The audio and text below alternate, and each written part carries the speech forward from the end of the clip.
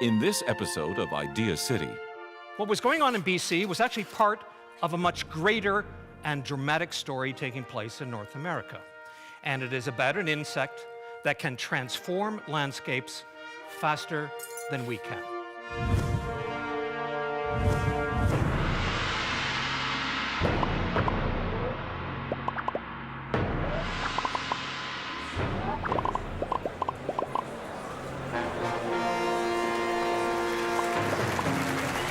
Moses Neimer's Idea City Conference. Ideas change the world. That's only a few of the legs we're going to be dealing with. A couple of years ago, some of you may remember how excited I was to come out here and report that I'd come across a reference, still astonishes me today, that a majority of the weight of the entire planet is actually the weight of the insects in it. And that all we see is that thin layer at the very top. It's an astonishing thought when you consider the molten core and the mountains and the oceans and all of that, that the majority of the weight of the planet can be described as being insects. So we're going to start with six-legged killers, like the bark beetle. Andrew Nikiforuk.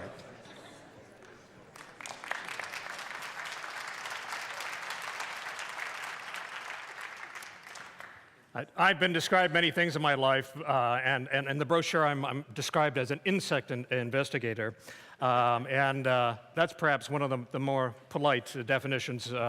But I'm truly a reporter, and what reporters really are is that we are ambulance chasers. So we arrive at the scene of an accident, and we start, how many people died, how did they die, and if there's somebody still alive, we might try to resuscitate them and then recreate the story. How did this all happen?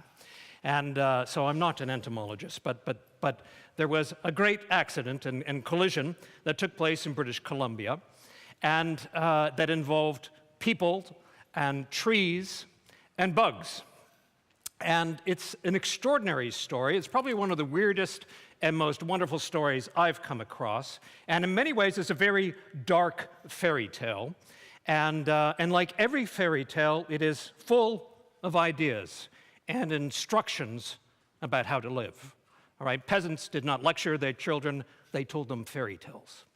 And this fairy tale has a lot of things to say to us. And the first is that small things can really change your world and turn it upside down.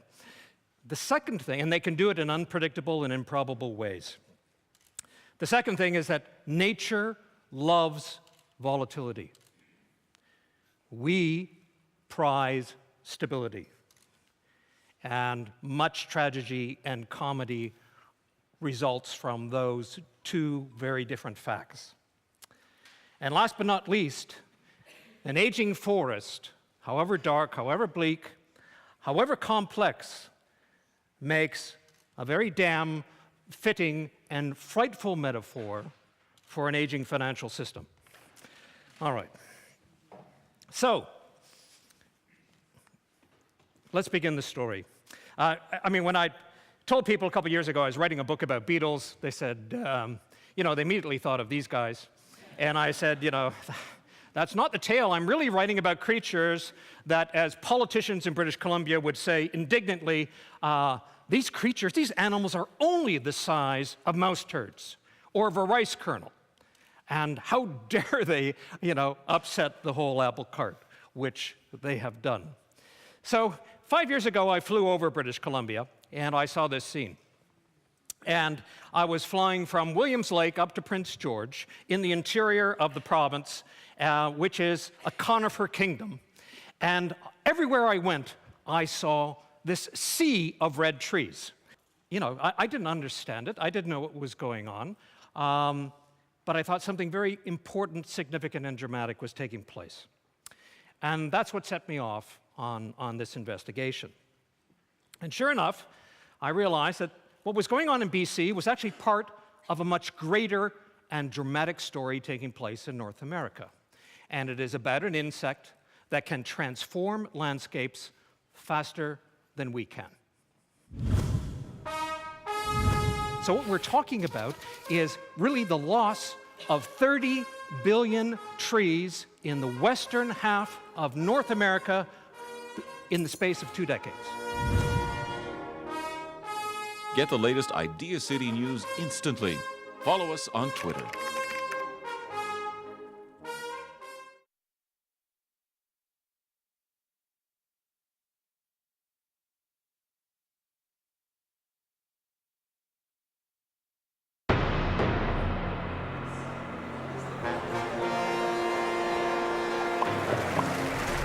Moses Znaimer's Idea City Conference. Ideas change the world. The transformations have taken place in a number of places. In the Kenai Peninsula in the late 1980s, huge outbreak of spruce beetles, wiping out millions and millions of acres of spruce trees. And then we had this massive infestation in British Columbia with the mountain pine beetle, taking out all of these lodge poles. We had in the Yukon a massive infestation, again, spruce beetles in, going through the Kalani, going through an area about 4 times larger than Yellowstone National Park and taking out all the trees. And then, of course, we had various outbreaks in the Southwest, particularly in New Mexico, where 1/4 of all the pinyon trees have been wiped out. And bark beetles have all played a major role in these events. So what we're talking about is really the loss of 30 billion trees in the western half of North America in the space of 2 decades. That, to me, is a dramatic event. That, to me, is a dramatic transformation of the landscape. And to this day, every day, in Colorado alone, 100,000 dead beetle trees fall to the ground. Now, what could have done all of this amazing transformation? So here are the guys, here are the characters. They are an extraordinary group. I mean, David Friedman would say they were, probably born on day 6 of creation, probably around 4 p.m., and 300 million years ago, they have co-evolved along with conifers. And as you can see, they're shaped like bullets, and that's, when they hit a tree, they really do hit the tree. There are 7,500 species of bark beetles. That means that there's 2,500 more species of bark beetles than there are mammals. We are mammals, and by 2050, all the scientists are saying that 25% of the mammals on this planet will cease to exist due to human activities. Now, these guys are also extraordinary in other ways. They're swarmers. So they take down their prey the same way wolves take down a moose. And they do other things as well. That one of the incredible things about them is that they are also fungal farmers. All right, so they feed on fungus. They also carry fungus around. Each and every bark beetle you see here is actually a biological bus containing fungi, nematodes, bacteria, you name it, all kinds of creatures. Now, these beetles are part of a much bigger kingdom, the beetle kingdom, and which is, as urban folks, we have forgotten all about. In the 19th century, everyone talked about beetles. Charles Darwin developed his theory of evolution and natural selection not all, but in part by observing beetles. Same thing with Alfred Wallace. There were poems about beetles. There were proverbs about beetles. People the French put beetles in their soup. Beetles were part of everyday life. Women wore them as jewelry, and for really good reason. You're looking at 1/3 of all life on the planet. 1/4 of all animals on the planet are beetles. All right, and they're the world's garbage men, all right? They clean up after the plant kingdom. They keep the world a clean place. They have extraordinary diversity. If the internet biologically reflected the importance of beetles, 1 in 3 internet sites would all be, devoted to beetle sex of some kind or other. The attack has begun. Then in swarm hundreds of other beetles, and they hit that tree all at once in a matter of hours. If you're standing underneath a ponderosa pine or lodgepole, you can actually hear them chewing their way through the tree. Great ideas are meant to be shared. Join the discussion on Facebook.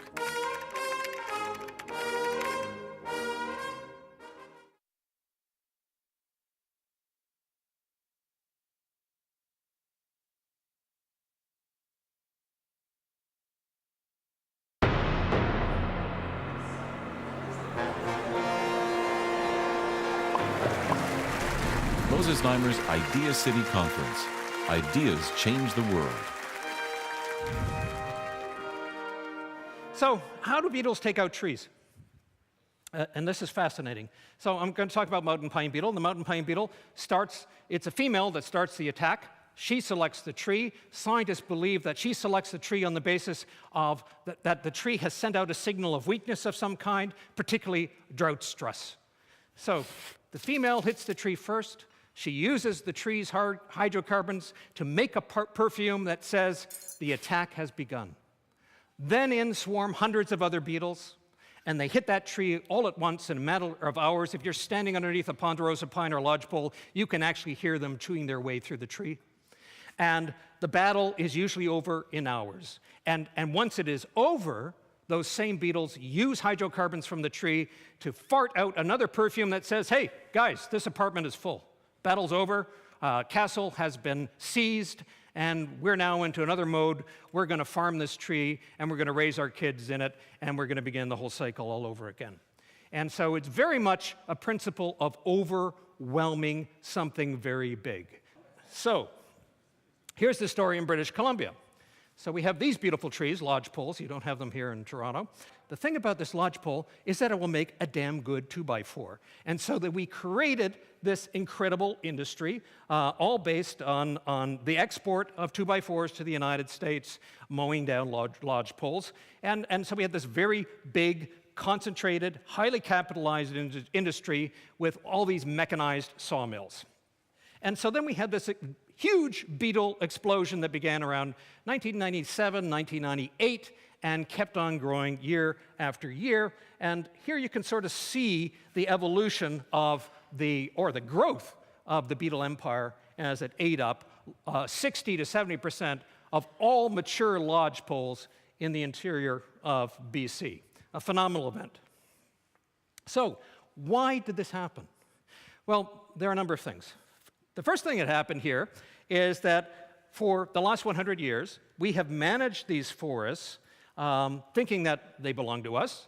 We do not like fire. We will stamp out fire. Fire is volatility. We cannot tolerate fire in our forests, and so we send in Smokey the Bear, with the result that our forests grew more evenly and more mature over time without any natural disturbances. So by forcing stability on the forest, we created more volatility. As a result of that, now, we ended up with the amount of mature lodgepole pine in the landscape increased from 15% at the turn of the century to more than 50%. So we had created, inadvertently, a smorgasbord for beetles. And then we turned up the thermostat. We always think, 1 degree, what the hell could 1 degree do? Well, 1 degree and the absence of cold winters gave the beetle empire all the advantages they needed. They were able to reproduce sometimes twice in the course of the summer. They survived all of the winters in enormous numbers. And more importantly, the climate change drought-stressed the trees. And a drought-stressed tree is a medieval castle that has lost its moat, that has lost its defenses. And so then we responded to this disaster. We said, in BC, politicians went around saying, what are we going to do? They said, we don't have a holy crap ministry, but we could use one. And BC still has not established one. But they then had a biological panic, much like a financial panic. They said, okay, we've allocated these forests. We've got 3 big companies here. What are we going to do? All right. We'll lower the stumpage fees for the wood, so we'll give the wood away. We'll encourage them to cut the hell out of the forest as fast as they can to see if they can beat the beetle. And we'll devalue everything. And with no thought to, well, what's going to happen to the 20 to 30,000 people dependent on these forests over time? In some cases, there were so many beetles flying by in the course of an hour that there were enough beetles massed in the air to kill 1,400 trees every hour. And they showed up on the radar of airports as rainstorms. Get the latest Idealist news, presenter information, and watch streaming video at ideacityonline.com.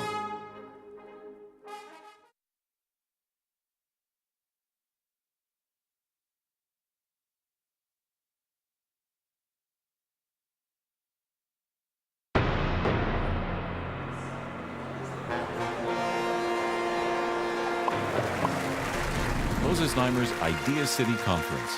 Ideas change the world.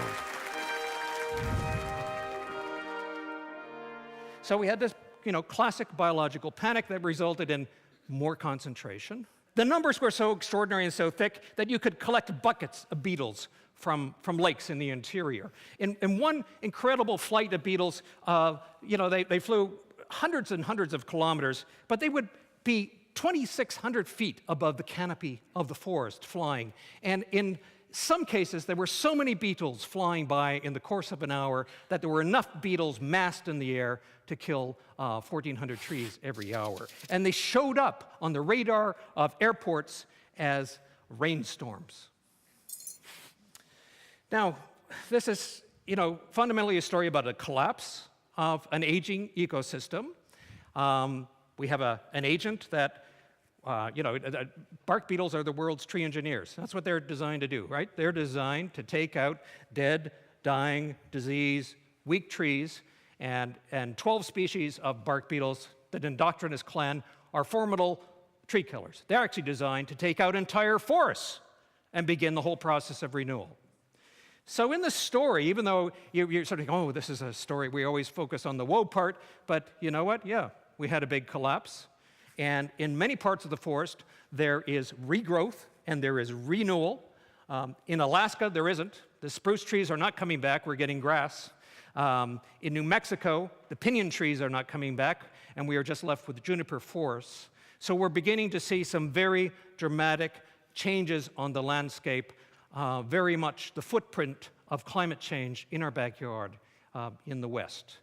And in some places, we are seeing the renewal of forests that are naturally taken down by bark beetles so that the forest can renew itself, recharge its energy. All of these small lodgepole trees will, within a year or two, be sequestering more carbon than the old guys that they replaced. Now, where is the story going? Well, we have, that bottom patch there, that's bark beetle country. That's all lodgepole country. This is jack pine country in the boreal forest. These guys have flown over the Rockies. They did all kinds of stuff nobody thought they would do.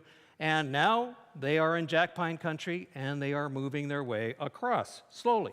And where will it go? We don't know where it's all going to go because there's a great deal of unpredictability and uncertainty about this. We could have a massive bunch of cold winters, and perhaps they will not take out jack pine all the way across the country. Jack pine, by the way, or Canada's most iconic tree, is the tree that Tom Thomson painted in Algonquin. So why are we so worried about this, or why should we take time to think about trees and beetles again? This was the world 10,000 years ago. 2/3 of it was forested. A bark beetle known as human beings came around, and this is how we have transformed the landscape. The problem here is that there's not much left, and what is left, these white spruce forests in the north, are among the most resilient and important forests in all of the world because they have endured more climate change and have responded to more climate change events than any other tree. This is the tree that we must really protect for the future. So when you go to the West, if you go on holidays, you will see country like this, you will see dead trees, you will see trees that are turning red, and you will see, in this case, the remnants of a forest fire. So, what do we take away from this story? What are the Beatles really trying to tell us? Well, I guess they're trying to tell us, number one, that you don't achieve stability by stamping out volatility. What you get is more volatility in kind, and greater volatility, and much greater vulnerability. They're telling us that our economic systems have gotten too big, too concentrated, too complex, and that what Mother Nature really likes are really a lot of small characters in the landscape, small enterprises with a rich degree of diversity, and that have an enormous amount of resilience, not the kind of concentrated big things that we've seen. The story is telling us that, yes, there is nothing too big that cannot fail. And last but not least is that after collapse comes renewal of one kind or another. There's a very great poet, William Blake, who also loved Beatles, and also loved people, and also loved trees. And he probably put it this way, and this is the guy who could see universe in a grain of sand. And he said, you know, man was made for joy and woe. And the sooner this we know, more safely through the world we will go. Thank you.